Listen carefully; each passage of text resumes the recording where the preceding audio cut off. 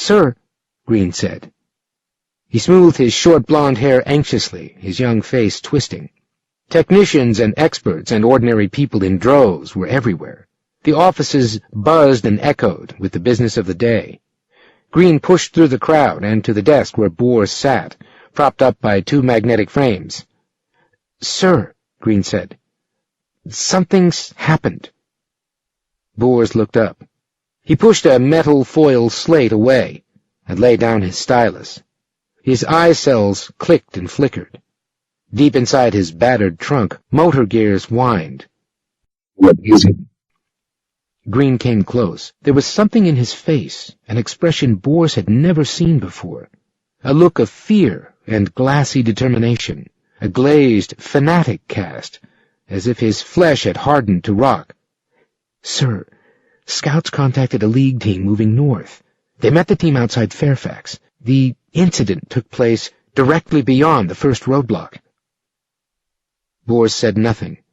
On all sides, officials, experts, farmers, workmen, industrial managers, soldiers, people of all kinds buzzed and murmured and pushed forward impatiently, trying to get to Bors's desk, loaded down with problems to be solved, situations to be explained, the pressing business of the day.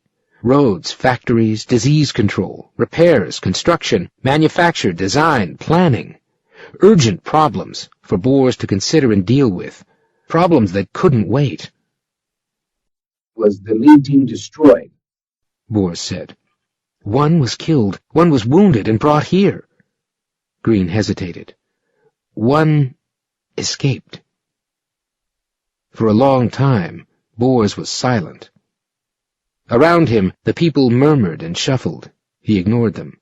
All at once, he pulled the vid scanner to him and snapped the circuit open. "One escaped? I don't like the sound of that." "He shot 3 members of our scout unit, including the leader. The others got frightened. They grabbed the injured girl and returned here." Bors's massive head lifted. "They made a mistake. They should have located the one who escaped." "This was the first time the situation—" "I know," Bors said. "but it was an error. Better not to have touched them at all, than to have taken 2 and allowed the 3rd to get away." He turned to the vid scanner. "Sound an emergency alert. Close down the factories. Arm the work crews and any male farmers capable of using weapons. Close every road. Remove the women and children to the undersurface shelters.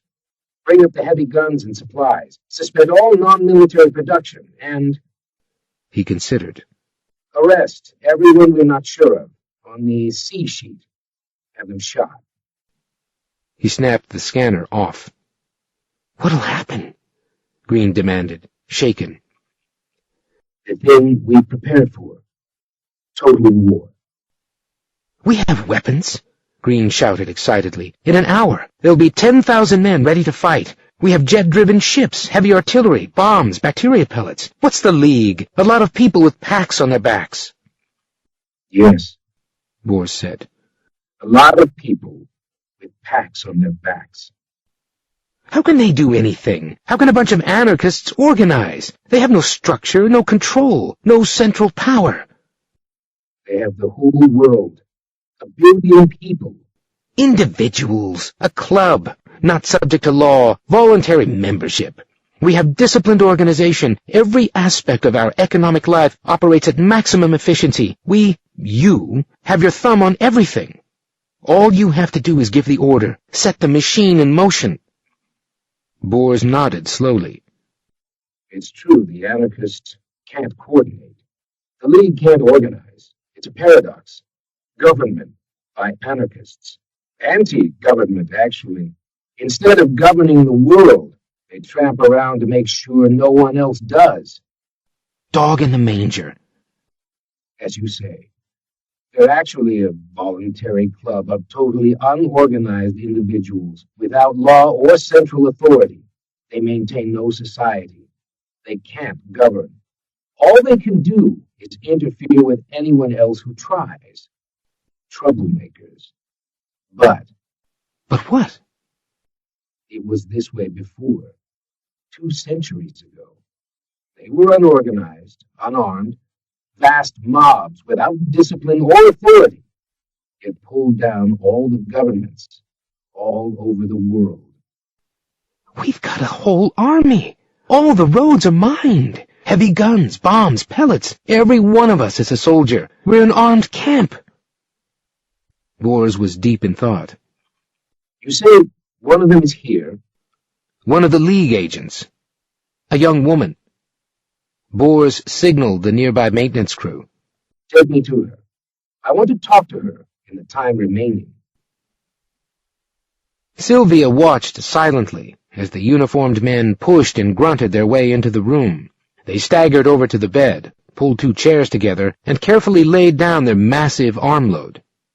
Quickly they snapped protective struts into place, locked the chairs together, threw magnetic grapples into operation, and then warily retreated. All right, the robot said. You can go. The men left. Bors turned to face the woman on the bed. A machine, Sylvia whispered, white-faced.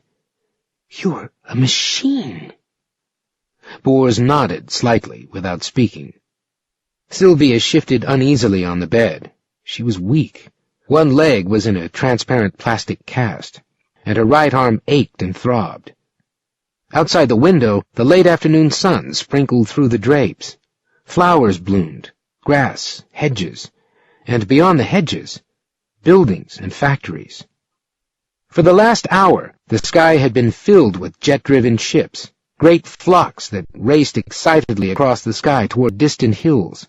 Along the highway, cars hurtled, dragging guns and heavy military equipment. Men were marching in close ranks, rows of gray-clad soldiers, guns and helmets and bacteria masks, endless lines of figures, identical in their uniforms, stamped from the same matrix.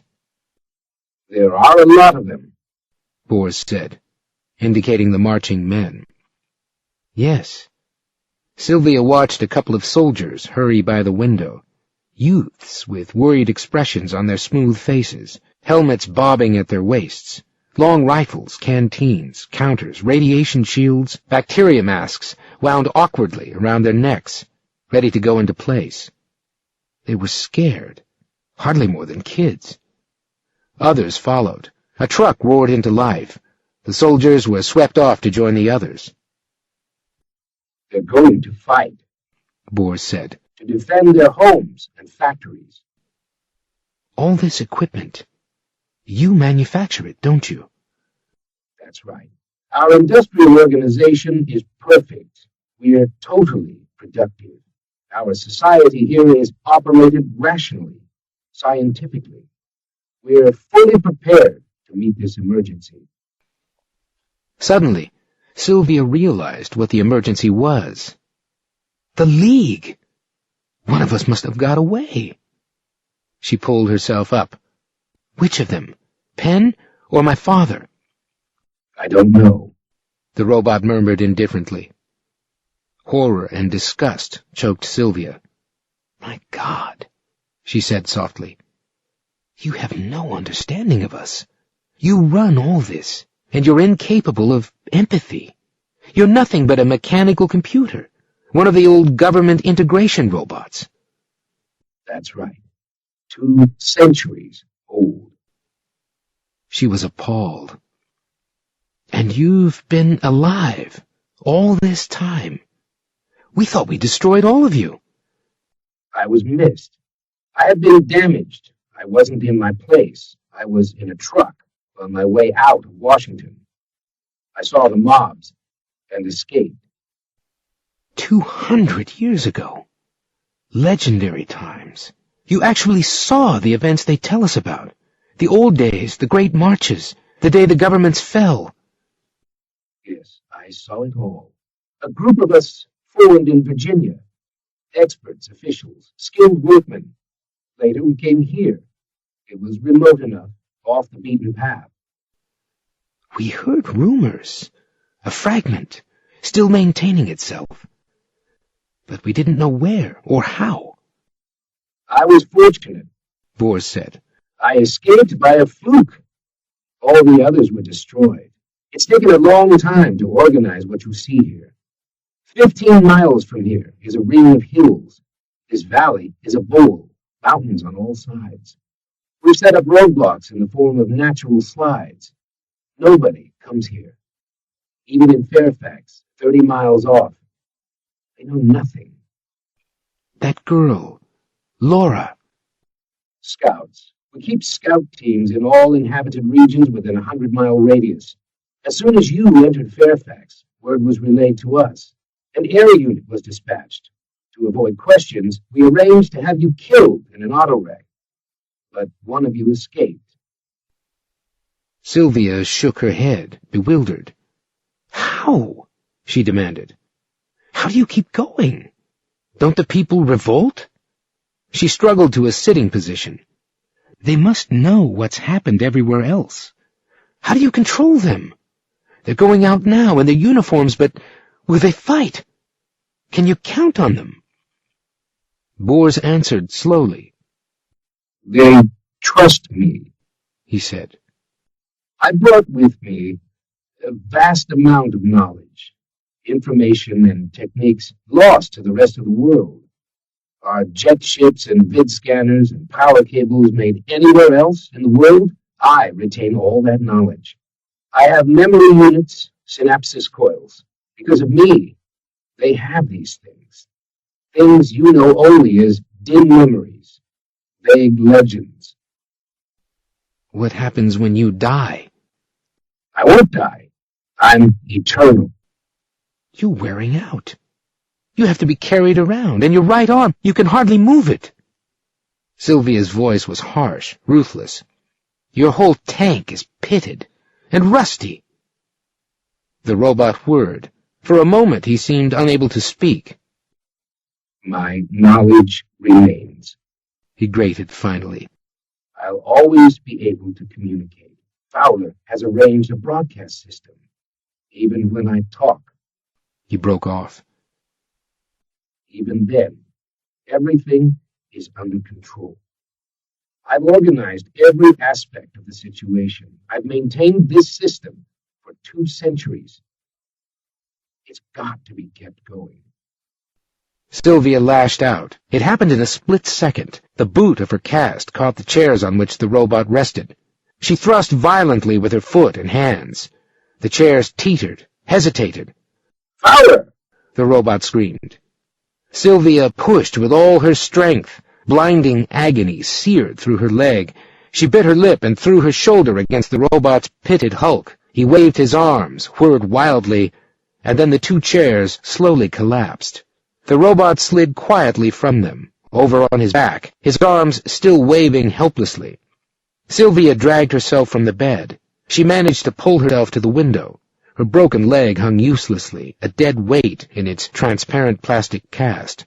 The robot lay like some futile bug, arms waving, eyelids clicking, its rusty works whirring in fear and rage. Fowler! It screamed again. Help me! Sylvia reached the window. She tugged at the locks. They were sealed. She grabbed up a lamp from the table and threw it against the glass. The glass burst around her, a shower of lethal fragments. She stumbled forward, and then the repair crew was pouring into the room. Fowler gasped at the sight of the robot on its back. A strange expression crossed his face. Look at him. Help me! The robot shrilled. Help me! One of the men grabbed Sylvia around the waist and lugged her back to the bed. She kicked and bit, sunk her nails into the man's cheek. He threw her on the bed face down and drew his pistol. Stay there, he gasped. The others were bent over the robot, getting him to an upright position. What happened? Fowler said. He came over to the bed, his face twisting. Did he fall? Sylvia's eyes glowed with hatred and despair. I pushed him over. I almost got there. Her chest heaved. The window, but my leg. Get me back to my quarters, Bors cried. The crew gathered him up and carried him down the hall to his private office. A few moments later, he was sitting shakily at his desk, his mechanism pounding wildly, surrounded by his papers and memoranda. He forced down his panic and tried to resume his work. He had to keep going. His vidscreen was alive with activity. The whole system was in motion. He blankly watched a sub-commander sending up a cloud of black dots, jet bombers that shot up like flies and headed quickly off. The system had to be preserved. He repeated it again and again. He had to save it, had to organize the people and make them save it. If the people didn't fight, wasn't everything doomed? Fury and desperation overwhelmed him. The system couldn't preserve itself. It wasn't a thing apart, something that could be separated from the people who lived it. Actually, it was the people. They were identical. When the people fought to preserve the system, they were fighting to preserve nothing less than themselves. They existed only as long as the system existed. He caught sight of a marching column of white-faced troops moving toward the hills. His ancient synapses coils radiated and shuddered uncertainly, then fell back into pattern. He was 2 centuries old.